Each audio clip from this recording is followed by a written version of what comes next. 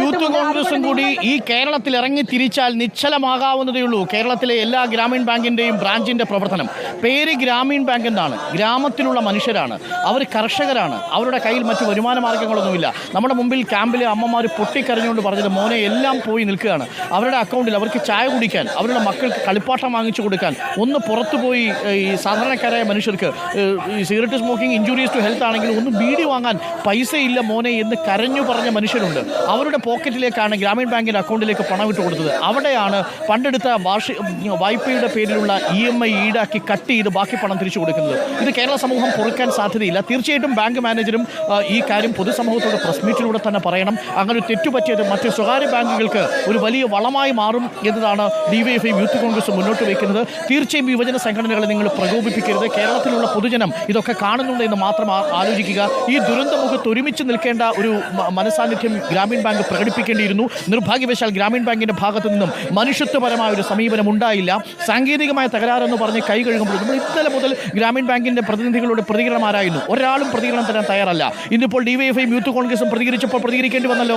കേരളം ഉടനീളം ഗ്രാമീൺ ബാങ്കിന്റെ ശാഖകൾ ഈ യുവജന സംഘടനകൾ ഒരുമിച്ചൊന്ന് എതിർക്കാൻ തീരുമാനിച്ചാൽ ഒരൊറ്റ ബാങ്കും പ്രവർത്തിക്കില്ല എന്നുള്ളത് ഗ്രാമീൺ ബാങ്കുകൾക്ക് അറിയാമല്ലോ. അതുകൊണ്ട് എത്രയും പെട്ടെന്ന് അത്തരം അനിഷ്ട സംഭവങ്ങളിലേക്കൊന്നും പോകാതെ വളരെ പെട്ടെന്ന് തന്നെ ഗ്രാമീൺ ബാങ്ക് ഈ തെറ്റ് ഏറ്റുപറയുക, അതിനി മറ്റേതെങ്കിലും ബാങ്കുകൾ അനുവർത്തിക്കാതിരിക്കത്തക്ക രീതിയിലുള്ള നടപടിക്രമങ്ങളിലേക്ക് പോവുക. ഇനി ആർക്കെങ്കിലും അക്കൗണ്ടിലേക്ക് പണം തിരിച്ചിട്ട് കൊടുക്കാനുണ്ടെങ്കിൽ എത്രയും വേഗം അത് സാധ്യമാക്കുക എന്നതാണ് നമുക്കും പ്രേക്ഷകരോട് പറയാനുള്ളത്. ഈ ഭാഗത്ത് നിങ്ങളെല്ലാം നിലപാട് അങ്ങനെ തന്നെയല്ലേ? ഒറ്റ മനുഷ്യർ ഗ്രാമീൺ ബാങ്കിന്റെ ഈ നിലപാടിനെ അനുകൂലിക്കുന്നില്ല. ഞാനിപ്പോൾ നിൽക്കുന്നത് പടിഞ്ഞാറത്തറയുള്ള മനുഷ്യരാണ്. വയനാട് ജില്ലയിൽ ഈ ചൂരൽമല മുണ്ടക്കൈ ഭാഗത്ത് ഇവരുടെ സഹോദരങ്ങളുടെ ജീവനും സ്വത്തുമാണ് നഷ്ടപ്പെട്ടത് അല്ലേ? നിങ്ങളുടെ നിലപാട്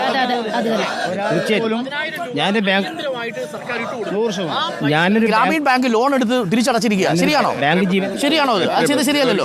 മാനേജർ ചെയ്ത് പിച്ചച്ചട്ടിയിൽ കൈയിട്ട് പാരുന്ന ഒരു സമീപനമാണ് ബാങ്ക് മാനേജർ ചെയ്തിട്ടുള്ളത്. ശരിയുള്ളത് ഇവിടെ അല്ലേ? അങ്ങനെ ഇവിടെ നോക്കൂ. ഞാൻ ബാങ്ക് ജീവനക്കാരനായിരുന്നു. ഞാൻ ഇത് കേട്ടപ്പോൾ തന്നെ ഞെട്ടിപ്പോയി. കാരണം ഞാൻ പാവങ്ങളുടെ പൈസ പിടിച്ചതിനെ പറ്റിയിട്ട് കേട്ടു. ഇത് കേൾക്കൂ. ശരിയാണോ ഇത് ചെയ്തത്? മെമ്പറെ തെറ്റല്ലേ?